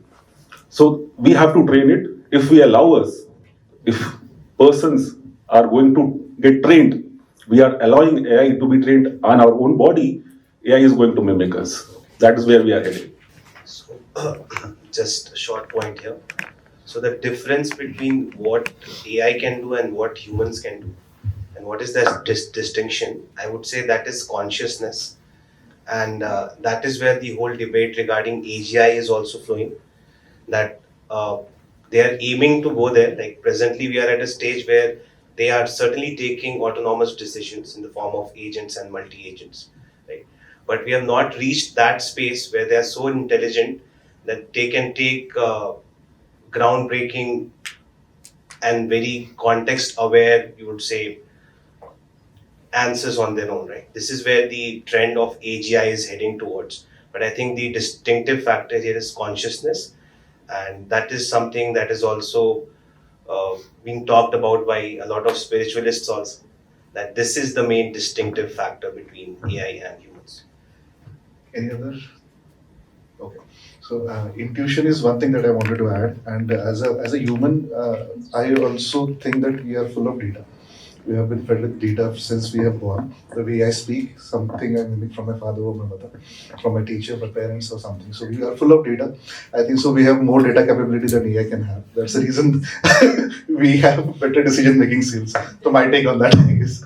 So we are just coming to an end of the session. So anyone wants to add anything to this? Because I think we have covered everything, and there is only a rapid fire pending, and Himanshu wants to have some urgent thing to attend. I guess we'll be finishing very fast. Anything? Any last? Yeah, please. So I think we've covered about the technology and the way AI works, but from a lawyer's perspective, I just want for all the businesses to understand that how simple it looks, it may not be as simple with respect to, when we are giving inputs and the output is coming and everything is clean and clear. What everybody needs to understand is that for the systems to train, they are collecting data from the web, right? And that data which is available in public may not be always free to use. It might be owned by somebody, right? So, and it might be an intellectual property, right? It might be a music, it might be a story, it might be a blog written, and that is owned by somebody. So when the AI uses that and trains and gives an output to a user, and the user goes and uses it in its own work, then there is an issue of infringement, right? When somebody's third party's data is used by the user eventually. Also, the aspect of exclusivity. If we have, I mean, these are elements which the legal authorities are working towards. But exclusivity is very important. Where basically, when two users can, if they give a similar input, there might be a possibility that a similar output would be given to the user, right? And intellectual property as a concept needs to be exclusive with you. Right, my trademark needs to be with me, not with. I can't share it with somebody. Similarly, my copyright should be with me, so that I can exclusively use it, stop others, and I can monetize it. Of course, I can license it to somebody or assign it. So this is one particular challenge that the systems need to solve, and that is where kind of we come in place, where the compliance needs to be checked. In fact, there's a paper which was published by the government to solve such an issue, where it was proposed that the systems, the third parties will kind of give a license to the AI businesses to use and train the data that they own, and in return, once the AI model is out running and monetizing it, it needs to share certain appropriate number of royalties or appropriate consideration from the people who the data you have borrowed, so that the right holders are effectively monetized and effectively given due credits to them. So we are missing the part that when we are using some third-party work, it is not free to use. They need to be either consent needs to be taken, license needs to be taken, and appropriate consideration should be given. And that's a process, and it's a draft paper, and that process will be eventually come into play. We don't know the exact terms, but every AI company needs to be aware that some regulations are on the way, and things will need to be complied. That's an important part, I think. So recently, there was an AI summit that was organized in New Delhi, as most of you must be aware of. Is it fine? Yeah. So recently, there was an AI summit that was held in New Delhi. Right? So there was a framework which was shared regarding how India is going to regulate the AI segment. Right. So it was stated there that we are not going to have an individual AI act the way the European Union has, right? We somewhat took the speed and space which is pro-innovation along with some reasonable regulations, and we decided that we are going to have carve-outs within the IT Act and the DPDP Act to regulate all the things which we are seeing in the contemporary world. So, just a suggestion from my end is that if we could include the definitions of personal identity and personality rights within the DPDP Act. So I think the wider problems which we are facing with that could directly be tackled by the data privacy board that is being set up, so that not everyone has the luxury of going to the courts because it's a tedious process, right? But the administrative side of things, if every citizen has that redressal, and that redressal is ensured in a very timely manner, right? So more resources are spent on those kind of authorities. So I think the problem that all of us were talking about, it certainly can be addressed. Since we're closing the discussion, I think what he was talking about was ownership. I just wanted to highlight about the accountability. When whose responsibility is what has to be very, specifically bifurcated at the very outset, I think. Because we don't know who is using what, and then AI is just being fed. And like I was talking about ethics by design itself. So I think what a very I mean, my advice would be to any organization or whosoever would be the AI businesses who are developing it. From the very start, if they can have all the stakeholders in that panel from various fields, so that once the AI is deployed, before that they have gone through all the requirements and the specifications required for a particular field, and then deploy it. Because once it is deployed, then you, and also setting the accountability for each one of them, that this is the tech person who would be responsible for this, who has made or developed this. And because outcomes can't be then, we can't go back to that as to once the outcome has been generated, right? But how that outcome was generated, what has been fed into which field, all the stakeholders' inputs had gone into it, and how the data has been acquired from the web. So that would be my take. Thanks. So in the business process side, I would say from the discussions what we are having, what would be important for the organization is to go back and check how these compliances are being implemented as a part of development process, right? So we spoke about GDPR and other compliances. If we make this mandatory, so then the suggestions which are coming from our co-panelist, let's say, that could be implemented in a better way. So that would be kind of takeaway that I can say as a summary. As far as the accountability part, I just wanted to add something that, if we take an example of a road accident, we don't immediately blame the car manufacturers, or we don't blame the driver, or we don't blame how the road conditions were. Everything needs to be taken into account with respect to what happened actually. Similarly, if we take that analogy with the AI systems, right? Every stakeholder involved, be it a developer, be it a platform, be it the end user, responsibility needs to be taken as a whole, and everybody needs to be accountable for their responsibilities, and AI ecosystem as a whole will need to work together so that no single individual blame is given to anybody. No single platform should be blamed alone, or no developer should be blamed alone. So for example, if the developer is developing a system, he needs to run the risk analysis, he needs to ensure there are safety measures.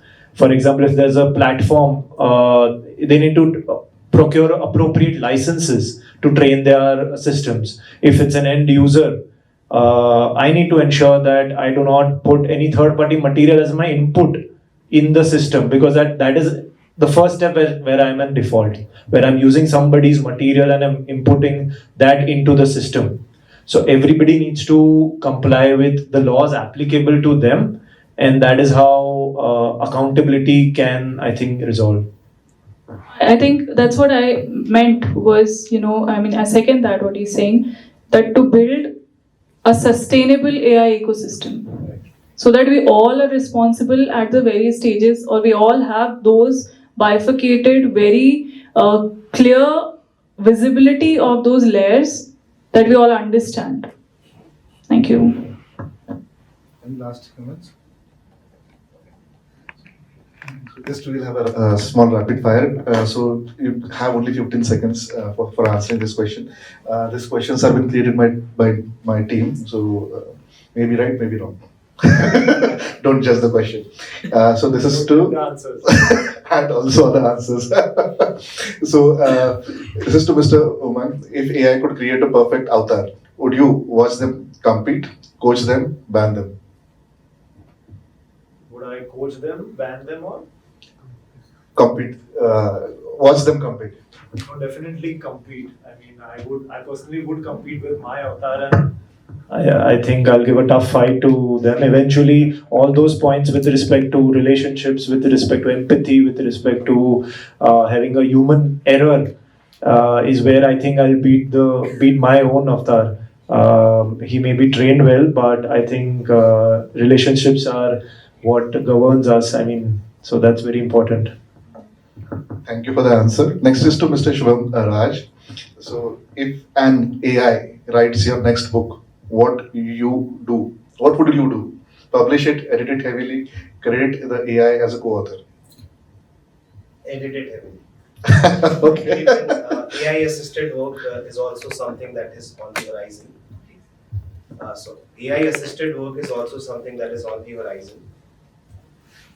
So there are many musicians, there are many artists who are using these AI tools for enhancing their creativity, and that is also something that completely is valid and legally sound. If we are giving such inputs, such level of dense prompting is done, so that we are taking the place of a creative director, not just typing generated, right? Okay. So if that level of input is there, then certainly that is Thank you. valid. Thank you for your answer. So next question is to Dr. Sabale. What one technology that you predicted has actually come true?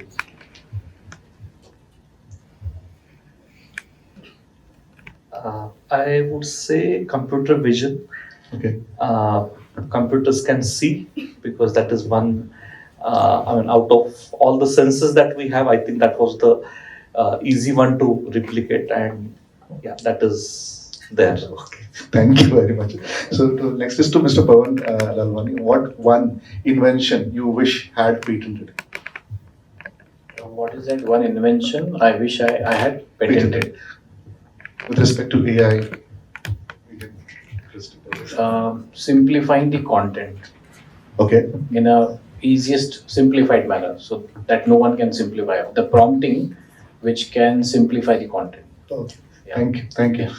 So next is to Mr. Pranav. What one AI tool you use almost every day? Claude, Okay. almost instant, but I use others also. There are a lot many codexes coming. Okay. Copilot is there, but in case we are using a lot of them. Thank you very much. The next is to Mr. Shrikant Khandelwal. If you could automate one task in your life forever, what would it be? Prompting and context generation. So next is to Mr. Himanshu. What's one skill every student should learn before learning AI? I say cognitive ability. I think that is the one thing. Okay. So next is to Ms. Namrata. Which is most at risk in AI era? Privacy, identity, or reputation? I think identity and repute both, Okay. because whatever we are sharing is going in public, and whether we like it or not, we are becoming public, right? So we can't do away with that. So what we can think before sharing something is what we can protect. So thank you very much. If anyone has any question from the audience. First of all, thank you so much to all the panelists. We really had a wonderful session today. As most of you have mentioned about trust, because whatever we do with AI is all dependent on the trust, right? So, how safe are we today when we upload, let's say, the images to ChatGPT to form some Ghibli image out of whatever we submit? Okay, this is the first question: how safe are we? The second question would be, I guess there was also something mentioned about giving, reading the terms and conditions or giving the consent, right? I have also observed that if we do not consent, you cannot actually use it. Okay, so and it is also applicable for the applications, maybe what we use on the Play Store. So if we do not consent, you literally cannot use it. So the question would be whether there would be any government law which would be also discussing about these terms and conditions, specifically writing about not using the data whatever we are uploading to such application or such platform. And the third question would be when we talk about protecting the identity, how costly it is, because I guess this is something which we did not mention about, how costly it is for a layman like me. I mean, if for example, I'm a voice artist, and if I want to protect my voice, how costly it is really today? Thank you. So I'll answer the first question: how safe you are? You are not safe. If you have a photo on your WhatsApp, you are not safe. If you have a photo on a Facebook, you're not safe. ठीक है? If your voice somewhere on YouTube or somewhere, you're not safe. So, and if you have given your mobile number somewhere, again, you're not safe. So that is the first question which I can answer confidently. But the second question, sir, will answer. Okay, that's a smart way to put. I'll give you a cliche. I'll give you a cliche. Okay, when things are free on internet, you are the product. Okay, that's what we say. So I think that's where it goes. You know, WhatsApp free, right? Facebook free, Instagram free. So what we are selling is our identities or our information. So that is how we have to take it. Now, if you don't want to provide consent, you will have to identify either the premium versions or alternatives. It's not that they are not there, but they may not be popular. See, the problem, especially if I talk about social media, where we put a lot of data, unfortunately, including me, is that the people or presence there is huge. I mean, the entire idea of social networking is, to connect with people. So obviously you want to be on the platform where people are there. And these are the free platforms. So you got how, everything is trapped here. So that is how it goes. I mean, I'm sure there will be some private social networks where people interact without worrying too much about the privacy. But those applications will be either premium or not so popular. Your friends may not be there. Then you will wonder, what am I doing here? So that is how I think that cycle or that loop goes on. Yeah. I would like to take the second and the third questions. I think, and would like to relate it to an analogy of human relationships. I mean, hear me out if that relates. Like if we are building a human relationship, let's say you and I are talking, and you want a network, and I maybe give you some data. Of course, you introduce yourself. See it that way, the human aspect. So with humans, we have been doing that all across, right? So all this while, after this comes the AI era. And now we have started inputting the data, right? So when you say that, even if I don't want to consent to something, so you have to understand from a trade-offs aspect of it, what you are willing to trade off for that particular platform, and ask yourself a few questions before you, and for anybody in general I'm talking, that you think before you give any such data. If I want to give you some of my data while we are talking, I would give. Or maybe if I have to protect myself, or maybe not give out some data, I would think about it and not give, right? Similarly for yourself. So how much is the give and take? People have to understand that. So like sir said that you can take the premium version if the data is not going out, or maybe you don't have to consent to things and that will be protected. That is one way of looking at it. Also, like I said, prevention is better. Always for anything in life, I think. So we have to think on those terms and see what we are willing to give out and putting things at risk. If their stakes are high, definitely in businesses also, right? If the stakes are high, we will think about how much is the risk appetite. So I would think that way. I hope I can answer that. Just one more aspect to it. The question regarding your second option, that second question. Right? So we have our own DPDP Act, right?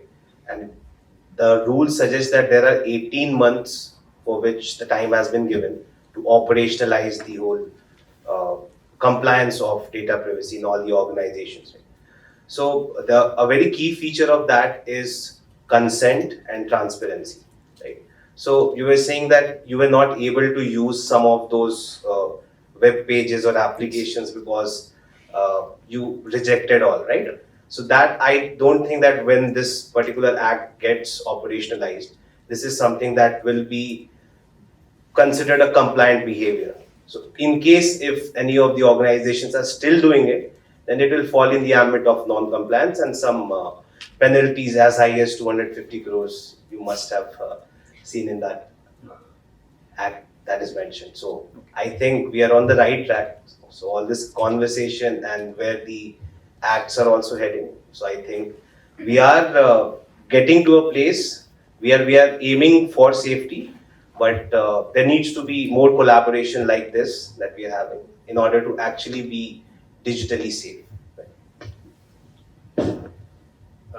There's one question of cost, right? Yeah, anyone who can answer the cost. I think about the cost, I think you were asking about the user and not the AI companies, are you? No, about the user. For example, if I'm a voice artist, if I want to prevent my identity or protect my identity, say from getting misused or from getting commercialized by somebody else. Right, so you have to, I think the law also protects like that, because if you have to protect your own brand, let's say, so you have to put some restraints there. If you're giving somebody your data, your voice, or just like, he's doing his avatar thing. So I think for it, he has to spend some money. And how much money? Again, it depends upon, what kind of businesses are you into and which sector. I think you will be able to better answer to that. Check with AI. Fastest answer you'll get it. And you can also negotiate with AI. That's the best thing. See, then, as per my understanding and my experience, there is no such provision to protect your personality. There are provisions where you can enforce it.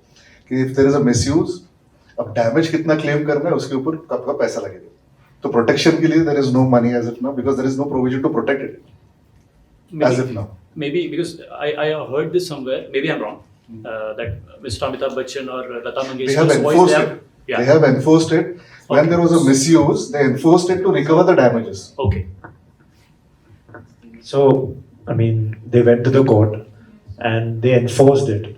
But it's not, correct me if I'm wrong, it's like a protection from that moment that they have acquired. So just to give a background, some merchandises were used, domain names were used, people selling t-shirts with different attributes which were proprietary to the celebrity. Okay, and people were using that, and what the common people understands is that, okay, this is with respect, Mr. Bachchan is connected with this particular product or is endorsing this product. Endorsing is something that they need to do it and they charge for it.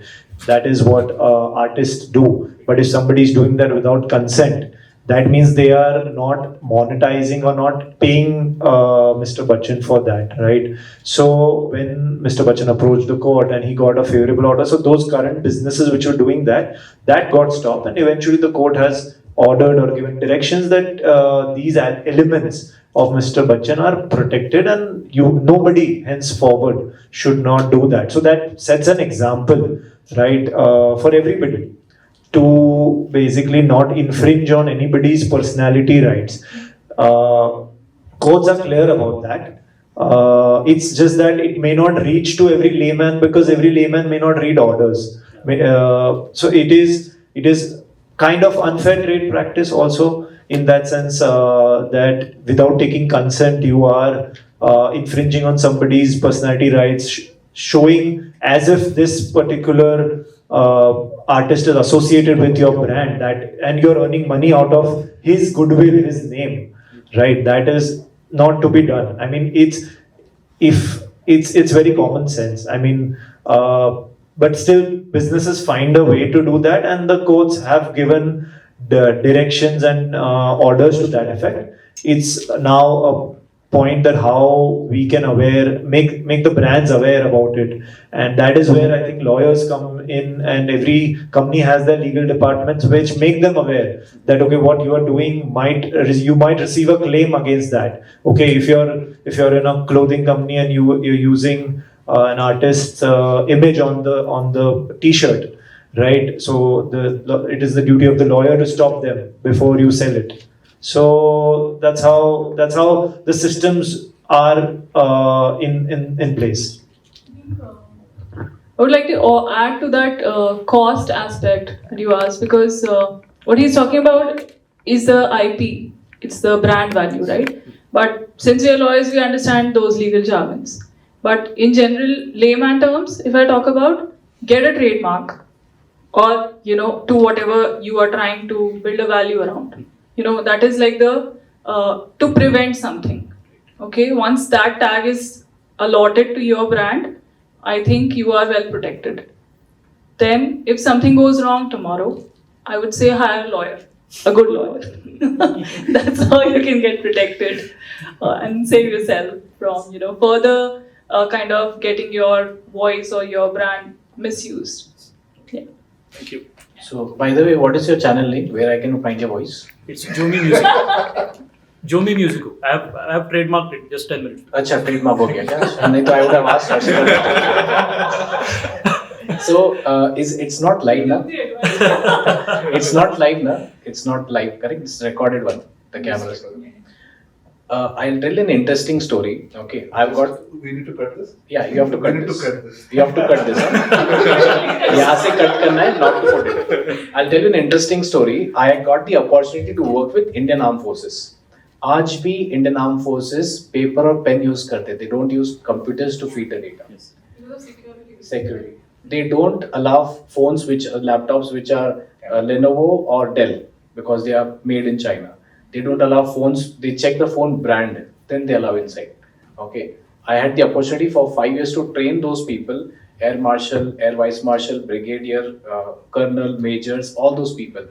So in one of the classroom, I asked them, 200 लोग थे वहाँ पे, and मैंने पूछा कि I keep on interacting. So I said, कितने लोग हैं हैदराबाद से? How many people are from Hyderabad? Nobody raised the hand. अच्छा, how many people from Pune? Nobody raised the hand. So that's a personal information they are not allowed to share. For जैसे PAN card, Aadhaar card, they can share. Their ID numbers are not allowed to be shared.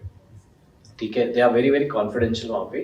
So I got to learn. तो जो हम बात करें ना, agreement accept करो, privacy, mobile share मत करो, ये कुछ नहीं होता है. ये उनके पास already है. They only call on WhatsApp. They never call on mobile phone, on the normal call. They only call on WhatsApp. तो वो भी इतना precaution लेते हैं because WhatsApp is much more secured. So they don't trust on the normal calls. आपका मेरा call भी अभी रिकॉर्ड हो रहा है, आपको नहीं पता है. और जहाँ से आपका मोबाइल जनरेट होता है, जियो कंपनी, एयरटेल कंपनी से, सबसे पहले तो वहीं से लीक होता है डेटा. तो आप ट्रस्ट किस पे करोगे? सो ट्रस्ट वाला एंड जो आप बोल रहे ना terms and conditions, I am on the other side. मैं जुगाड़ू साइड वाले से सोच रहा हूँ, नॉट फ्रॉम द एथिकल वाला थिंग. एंड ये तो Indian arm forces I know many hackers जो निकाल भी देगा पता नहीं चलेगा. So it's very difficult to trust anything. ठीक है. Thank you. Any other questions? I have a question. So now that I've got two questions actually. First is to Mr. Shubham. You said you talked about AI assisted creation, right? I would like to you to put more light on that. Like, let's say now that inventing things were much. Let's say inventing things were much difficult pre-AI, right? Now the questions are often same. Like, let's say two different people working in same industry can have same question, and both of them interacting with AI can have same answers. Who owns that invention? Number one. Second question I have to Mr. Suneet.